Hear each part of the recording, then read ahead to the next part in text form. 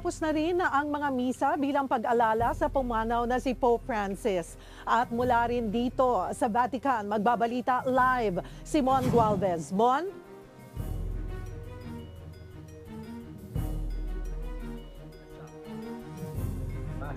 First Basilica para kay Pope Francis.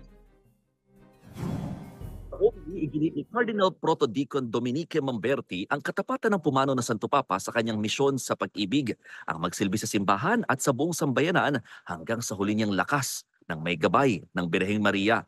Kasabay nito, inanunsyo na rin ng Vatican na magsisilbing huling regalo ni Pope Francis para sa Gaza ang kanyang Pope Mobile.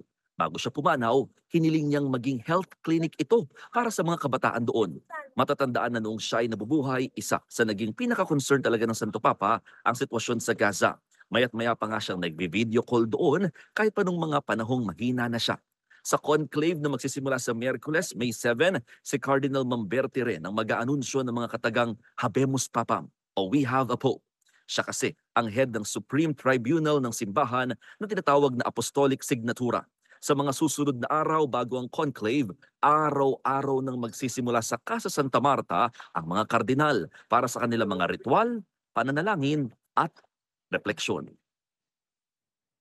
Cheryl, ngayon nakatuon na ang lahat para sa magiging susunod na Santo Papa. Tanong din ng karamihan kung susunod ba ito sa yapak ni Pope Francis, lalo't karamihan sa mga kasama sa boboto rito pawang itinalaga ng yumaong Santo Papa.